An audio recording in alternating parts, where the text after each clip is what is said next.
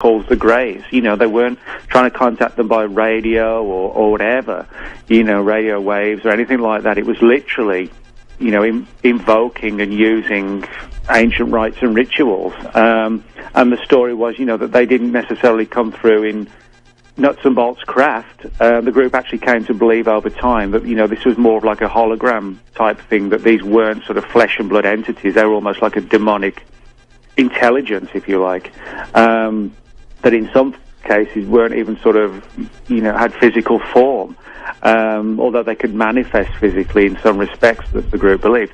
So in other words, the idea was that this portal was opened. Now, by portal, you know, in simplistic terms, we're talking about a gateway to another realm that some people would quite possibly correctly, you know, would suggest was like another dimension. But the group concluded it was literally like a doorway or portal to hell, and allowed these entities to come through in like a deceptive mode of extraterrestrials. And then it was a case of, well, you know, we can actually learn quite a bit if we can harness their powers, but should we try it? Can we actually take on the forces of hell in some sort of Faustian pact? That was literally the way it was looked at. But again, you know, based on belief systems, one man's alien is another man's demon.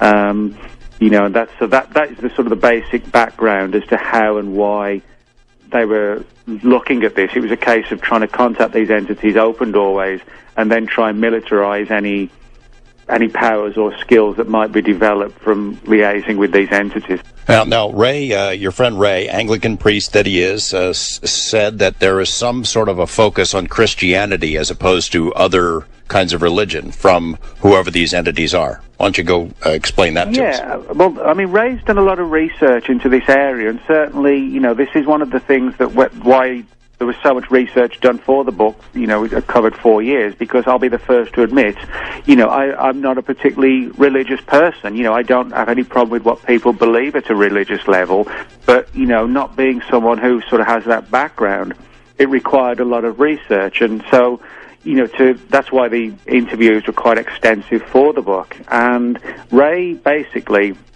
has done a lot of research and found a number of cases where these sort of so-called alien entities, whatever they are, had made denials about Christianity when they were speaking to, you know, various abductees, contactees, whoever, and claiming, you know, that Christianity isn't really the truth behind what's going on.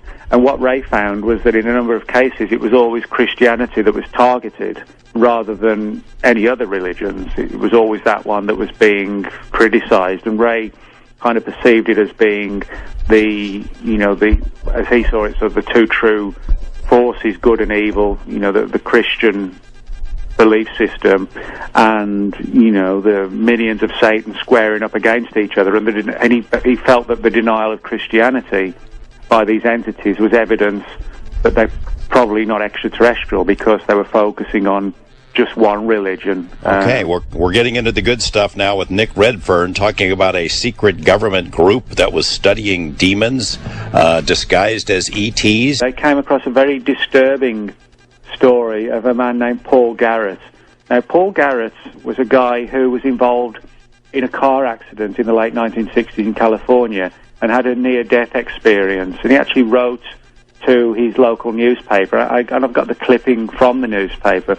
And he's basically, you know, a letter to the editor talking about this amazing experience he'd had this accident, and literally, I guess, died, you know, but he was brought back on the operating table and had one of these classic near-death experiences that people talk about. You know, he said he could see himself leaving his body and floating above himself in the operating room. Next thing he knew, he said, I guess his essence, his soul, however you want to term it, was on this what looked like a totally alien world, and which he literally interpreted to be hell. But he said it wasn't like a hell that he'd ever seen before. It was like a flat landscape, almost how you'd imagine an alien planet might look. And it got kind of disturbing, because he said there were just, you know, thousands and thousands of shuffling human beings kind of shuffling around like zombies out of some, you know, a zombie film.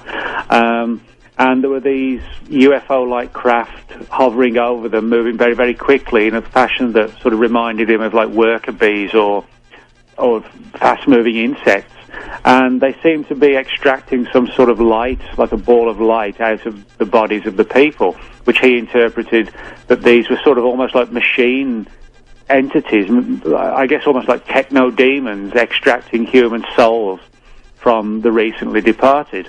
And this story got back to the Collins elite because somebody apparently read it in the newspaper, and the story got back to the intelligence world and onto the Collins elite.